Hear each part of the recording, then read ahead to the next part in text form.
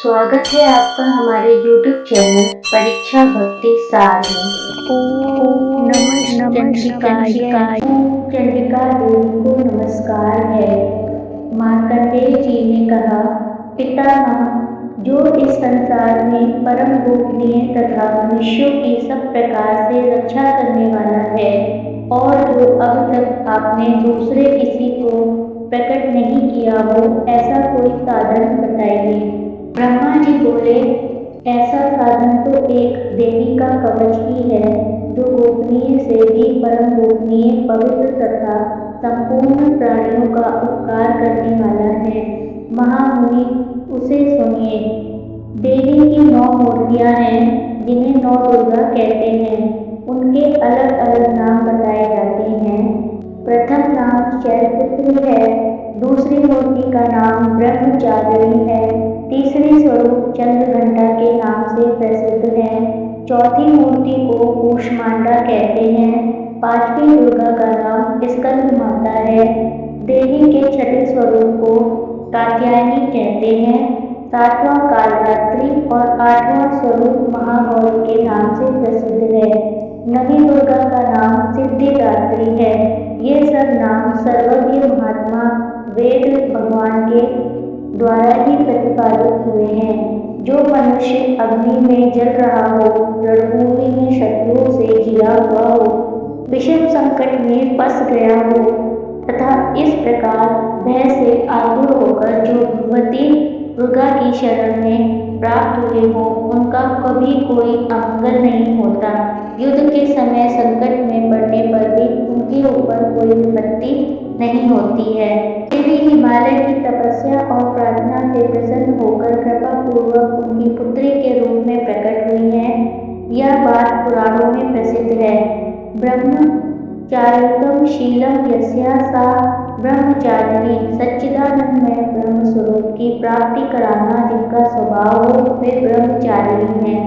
चंद्रघंटाया यस्या सा आहारकारी, चंद्रमा जिनकी घंटा में स्थित हो, उन देवी का नाम चंद्रघंटा है।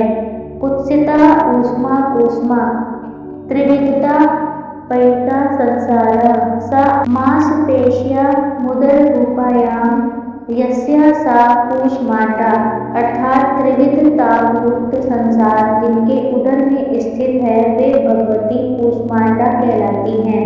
छांदोग्य श्रुति के अनुसार भगवती की शक्ति से उत्पन्न हुए सनत कुमार का नाम स्कंद है।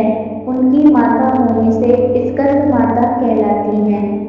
देवताओं का कार्य सिद्ध करने के लिए देवी महर्षि कात्यायन के आश्रम पर प्रकट हुई और महर्षि ने उन्हें अपनी कन्या माना, इसलिए कात्यायनी नाम से उनकी प्रसिद्धि हुई। सबको मारने वाले काल की भी रात्रि विनाशिका होने से उनका नाम कालरात्रि है। इन्होंने तपस्या द्वारा महान गौरव प्राप्त किया था, अतः ये महागौरी कहलाई। सिद्धि अर्थात मोक्ष को देने वाली होने से उनका नाम सिद्धिदात्री है। उन्हें शोक, दुख और भय की प्राप्ति नहीं होती है। जिन्होंने भक्ति पूर्वक देवी का स्मरण किया है, उनका निश्चय ही अभुतय होता है। देवेश्वरी, जो तुम्हारा चिंतन करते हैं, उनकी तुम निसंदेह रक्षा करती हो। चामुंडा देवी प्रेत पर आरूढ़ होती है, वाराही भैंस पर सवार होती हैं, ऐन्द्री का वाहन ऐरावत हाथी है, वैष्णवी देवी गरुड़ पर भी आसन जमाती है, माहेश्वरी वृषभ पर आरूढ़ करती हैं, कौमारी का वाहन मयूर है, भगवान विष्णु की प्रियतमा लक्ष्मी देवी कमल के आसन पर विराजमान हैं और हाथों में कमल धारण किए हुए हैं। वृषभ पर आरूढ़ ईश्वरी देवी ने श्वेत रूप धारण कर रखा है। ब्राह्मी देवी हंस पर बैठी हुई है और सब प्रकार के आभूषणों से विभूषित हैं। इस प्रकार ये सभी माताएं सब प्रकार की योग शक्तियों से संपन्न हैं। इनके सिवा और भी बहुत सी देवियां हैं जो अनेक प्रकार के आभूषणों की शोभा से युक्त तथा नाना प्रकार के रत्नों से सुशोभित हैं।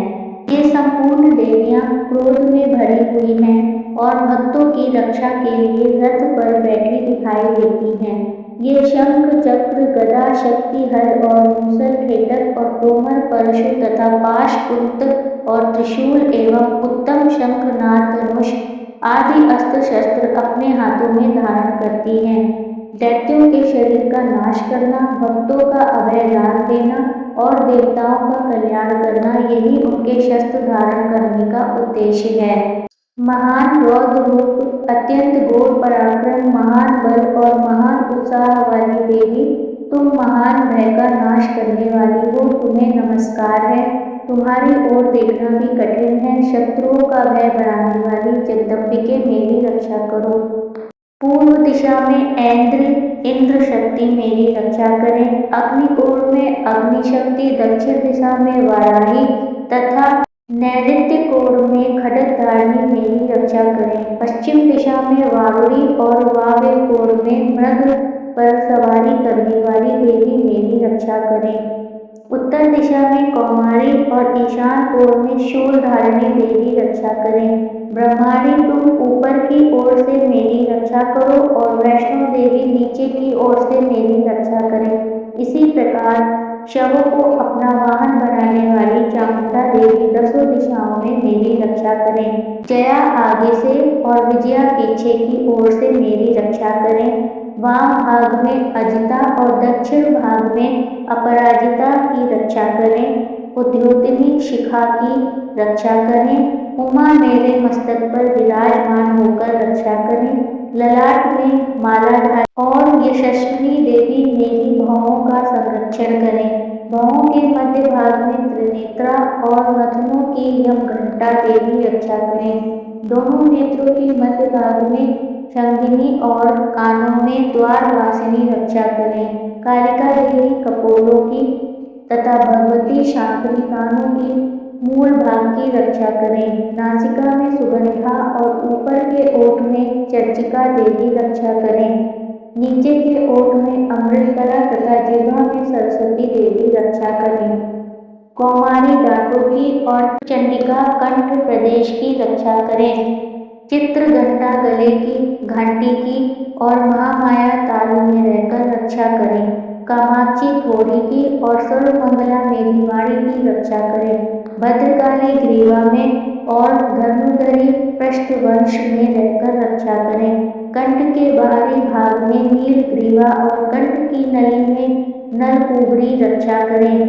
दोनों कंधों में खड्गिनी और मेरी दोनों भुजाओं की वज्रधारिणी रक्षा करें। दोनों हाथों में दंडनी और अंगुलियों में अंबिका रक्षा करें। शूलेश्वरी नखों की रक्षा करें। कुलेश्वरी कुक्षी पेट में रहकर रक्षा करें। महादेवी दोनों स्तनों की और शोक विनाशिनी देवी मन की रक्षा करें। ललिता देवी हृदय में और शूलधारिणी उदर में रक्षा करें। नाभि में कामिनी और गुहा भाग की गुणेश्वरी रक्षा करें। पूतना और कामिका रिंग की और महिषवाहिनी गुदा की रक्षा करें।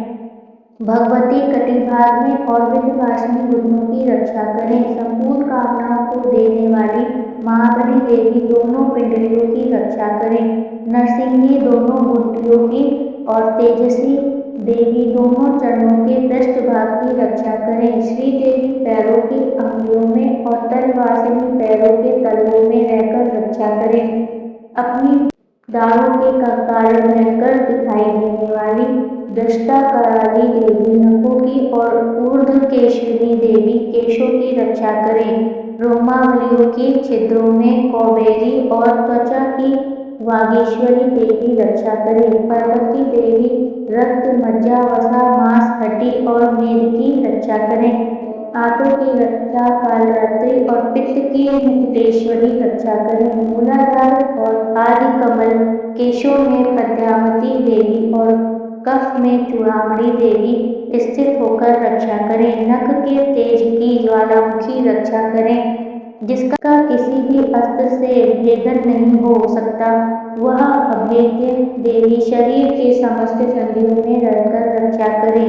ब्रह्माणी, आप मेरे वीर की रक्षा करें। छत्रेश्वरी छाया की धर्मधारिणी देवी मेरे अहंकार, मन और बुद्धि की रक्षा करें। हाथ में वज्र धारण करने वाली वज्रहस्ता देवी मेरे प्राण, अपान, ज्ञान, उदान और समान वायु की रक्षा करें। कल्याण से शोभित होने वाली भगवती कल्याण शोभना मेरे प्राण की रक्षा करें।